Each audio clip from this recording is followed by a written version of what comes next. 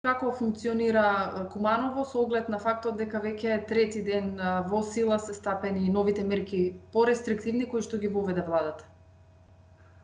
Најпрво добар ден. Да, така е. Значи, градот функционира во вонредна состојба. Најголем дел од граѓаните покажуваат високо ниво на свест, но за жал има и поедини групи кои што не ја сваќаат за сериозна цела во оваа ситуација и прават одредени прекршувања, особено во периодот на денот кога се раздвижени и шетаат по групи и така натаму. Интервенира Министерството за внатрешни работи, ги опоменува, но сепак сметам дека треба да имаме многу повисока свест на однесување, а воедно ние сите сме должни да ги почитуваме мерките кои што ги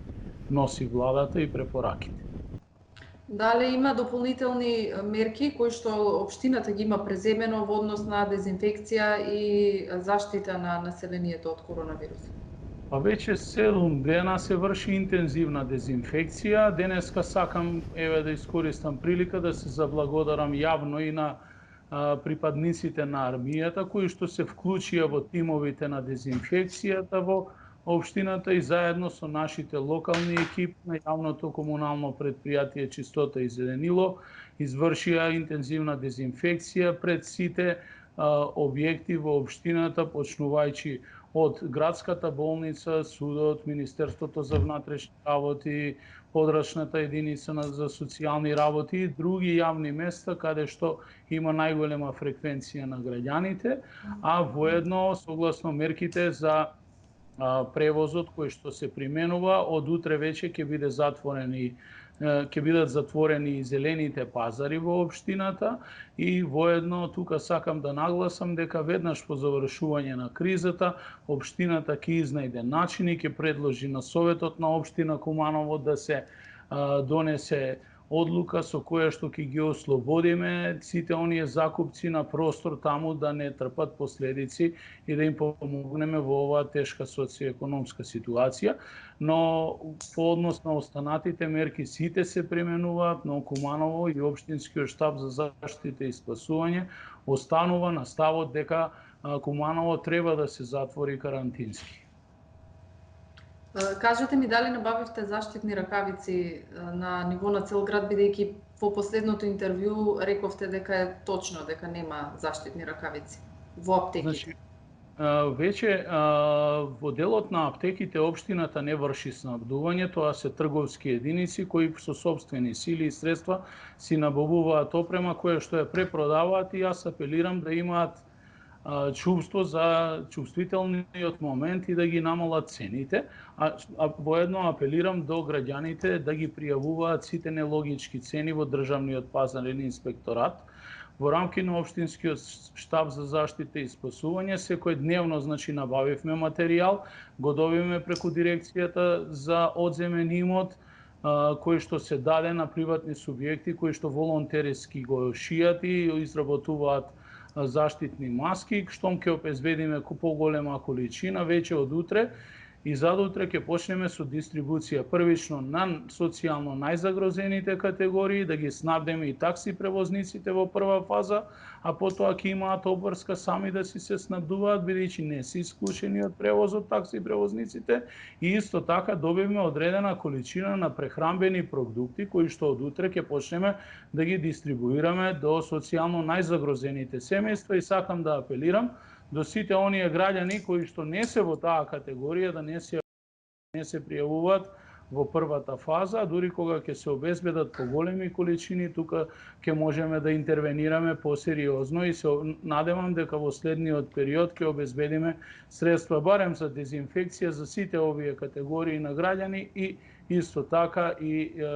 заштитни маски. По однос на ракавиците веќе е направена одредена порачка, имаме минимални количини со кои што ги обслужуваме работните тимови, членовите на штабот и другите институции кои што се поврзани со целата акција и активности кои што ги преземаме.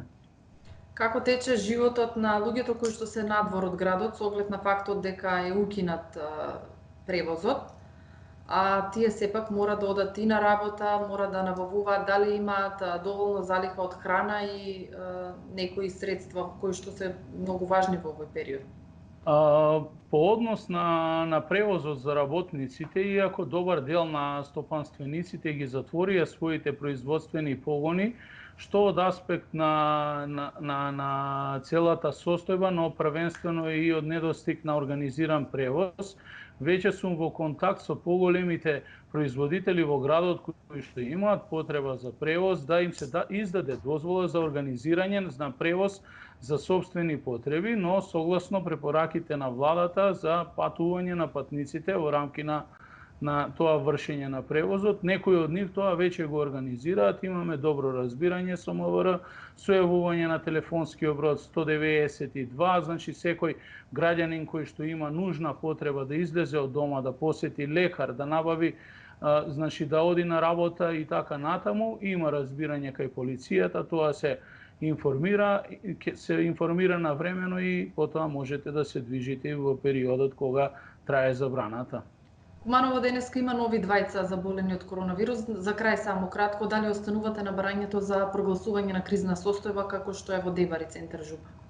Да, сметам дека прогласување на кризната состојба ќе даде поголеми можности за делување на општинскиот штаб за заштита и спасување и добивање на поголеми ресурси од страна на државните капацитети, бидејќи на тој начин ќе се постигне и повисоко ниво на контрола на влез и излез во градот. Не значи карантинската состојба дека ќе биде забрането комплетно да се излегува или влегува во градот, туку првенствено да не се напушта градот без потреба и да не се влегува во градот без потреба. Значи сите оние производствени капацитети кои што и извезуваат роба вон Куманово ќе можат да излезат непречено, но ќе се врши интензивна дезинфекција на сите возила, а по потреба и на патниците во самите возила и просторот во возилото, и на тој начин нема да дозволиме излегување на вирусот вон градот и исто така доаѓање на вирусот во градот во рамки на можностите кои што ги поседуваме.